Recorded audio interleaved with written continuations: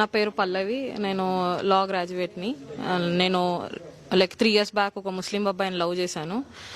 తను మాటలు నమ్మి నేను తనని పెళ్లి చేసుకున్నాను. తను మన కోర్టు చట్ట ప్రకారం పెళ్లి చేసుకుంటా అని చెప్పాడు, కానీ అలా పెళ్లి చేసుకోకుండా నన్ను ముస్లింలో కన్వర్ట్ చేసి పెళ్లి చేసుకున్నాడు.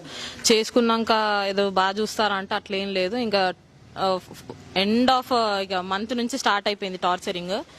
ఇంకా వాళ్ళ రిచువల్స్ అన్ని నన్ను ఫాలో చేయమని చెప్పారు. అలా చేయకపోతే కొట్టడము ఇవి చాలా అయ్యాయన్నమాట. తర్వాత ఇంకా ప్రతి ఒక్క విషయంలో బాడీ షేమ్ చేయడము, ఇంకా నా కాస్ట్ పేరు తీసి నా హిందూయిజంని తీసి నన్ను ఇంకా ఘోరాతి ఘోరమైన మాటలని, ఇంకా వాళ్ళకున్న గర్జెస్ అన్ని మొత్తం నా మీద తీసుకున్నారు. ఇంకా వాళ్ళు ఏది చెప్పినా నమ్మొద్దు ఇట్లాంటివన్నీ. లైక్ ముస్లిమ్స్ ఏవి చెప్పినా ఫస్ట్ స్టార్టింగ్ మా ముస్లిం మీకు హెవెన్ ఇస్తుంది, అది ఇస్తుంది, ఇది ఇస్తుంది అని వాళ్ళ మోటివేషనల్ టాక్స్ కి మనము కొంచెం ఇదైపోతాం. ఎంత స్ట్రాంగ్ ఉన్నా కానీ వాళ్ళ మాటలలో మనం జారిపోతాం. నేను అలా జారిపోయాను. నేను ఇప్పుడు దాంట్లో నుంచి బయటికి రావడానికి చాలా ట్రై చేస్తున్నాను. వాళ్ళు పెట్టిన ఈ టార్చర్, నాకు ఈ మెంటల్ ట్రామా ఇదంతా. ఇప్పుడు నేను చెప్పాలనుకుంటుంది ఏంటంటే, ఇట్లాంటి సిచ్యువేషన్స్ ఉన్నప్పుడు స్టార్టింగ్ లోనే దీన్ని ఎండ్ చేస్తే బెటర్.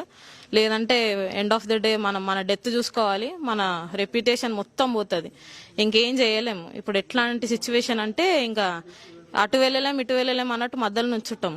ఇంతైనా వాళ్ళు మనకు ఒక ఆప్షన్ ఇస్తారు, ఏంటంటే మా దగ్గర ఒక స్లేవరీ లాగా నువ్వు స్లేవ్ లాగా ఉంటావా అని అడుగుతారు. ఇంకా అది వద్దు అనుకో నేను బయటకు వచ్చాను. కాబట్టి నేను కన్వే చేయాలని ఏంటంటే, ఇంకా ఎవరిని నమ్మొద్దు ఇట్లాంటి వాళ్ళని, ఎస్పెషల్లీ ముస్లిం బాయ్స్. వాళ్ళ మాటలు అయితే అస్సలు గ్యారంటీ ఉండవు.